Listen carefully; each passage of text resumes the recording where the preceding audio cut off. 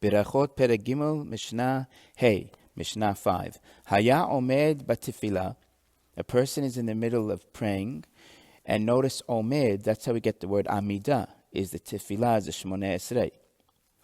He's in the middle of that, v'nizkar shehu bal keri, and he remembers now that he was a bal keri from before, and he should not have started to pray, according to that opinion, of course. So what should he do? Lo yafsik. He should not stop. Ela yikatzer. Instead, he should shorten. This is because it's anyway biblical to say the Amidah at least once a day. And even if it's rabbinical, it's still important not to break your Amidah if you started.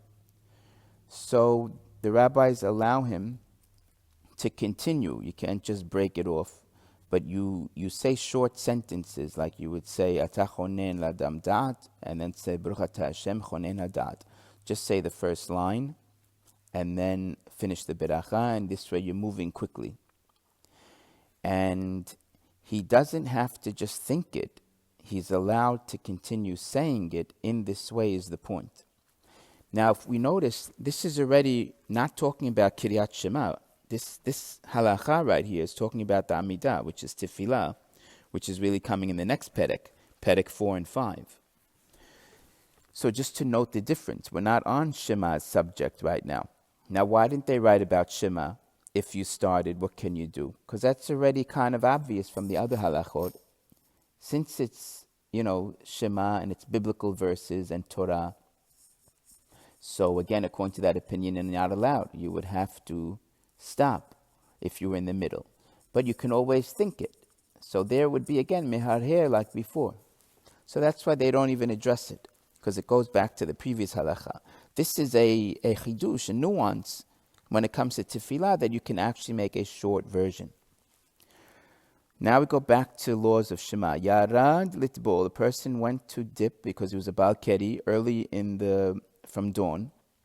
Im yachol la'alot ulhitkasot v'lekrot ad shelo tanetzach hama ya'alev itkaseh v'ikra.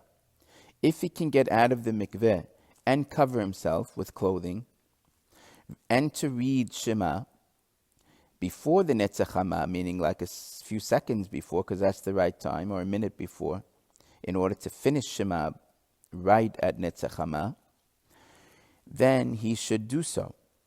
Of course, he can pray later. He just has to get the Shema in. Some say maybe it means the Berachot also. Okay, whatever it's talking about, even if it's just saying Shema, even the one line, and then later you'll do your praying. There's different opinions on it. So then he should do that. Now, v'imlav, if he doesn't have enough time, meaning, then yitkaseh b'mayim v'yikra. He should just say the Shema right there in the mikveh, in the water. But he should cover in the water. Now, what do you mean? He's already covered in the water.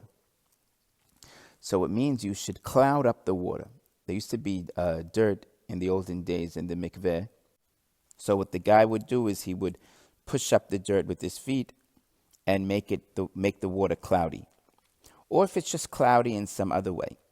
Because there's a law that your heart cannot see your erva, meaning you can't be fully unclothed where even parts of you see each other. That's just how they call it. So you have to be covered. So even in cloudy water, even though you're technically not covered in clothing, your heart cannot see, so to speak, your erva. So that becomes allowed. So that's why you would have to cover the water and read. Aval lo yitkaseh lo b'mayim hara'im, but you have to make sure not to cover yourself or be in the water that is bad water, which means smelly water. V'lo b'mei hamisra, or not soaked water that they used to soak flax, and it also would smell. And you can't do that. So you can't be in water that's also smelly. Now, there's supposed to be more words here that they say in the Mishnah that the Gemara and different Mefarshim talk about, where it says now here, actually we'll see the flow as we go. Ad sheyatil litochan mayim, until you put water in there. Now, you'll never get out a bad smell by putting a little water, so that's not what it's talking about.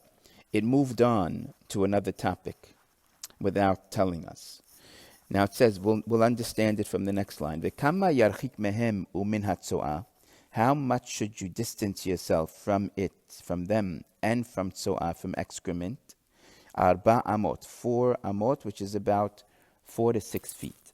You can't pray or say Shema when there's excrement in 4 amot of you. If it's in front of you, then any amount, as long as you can see it, you can't pray. Now it says, how much should we distance ourselves from them and tzoah? So what goes with tzoah? So that would be meraglaim, which is urine. So that's what they're talking about. So it's saying urine and tzoah, you have to not pray next to. And that's what it meant if you put more water in it. If there was urine in there, you have to put more water to just make it kind of disappear a little bit, the urine. And then, of course, you can pray there. Now, the last line, how much you have to stay away 4 amot, is if you did not dilute it. Then you can just wait 4 amot, be 4 amot away. If you dilute it, you can be right there. So we see this Mishnah first talked about tefillah, and again the Baal Keri, which we said before was purity status, but this is in the tefillah chart, not in the Kiryat Shema chart. And then it's talking about time period again, because it's pushing again about that you want to say Shema before Netzach Hama. But it's adding the idea of modesty, meaning we have to be modest and rightly clothed to say Shema. So it's adding that dimension. It's also about subject, because the person has to be modest, modestly looking, meaning. And then it brought in something that has nothing to do with the subject, but it has to do with place. Like you have time of Shema, you have place. Where can you say Shema? And the answer is in a clean place. Cleanliness. Again, whether it's the water in the mikveh or whether it is, the meraglaim or the tzoah. So just to see, as we're charting it out, there's different components to this Mishnah.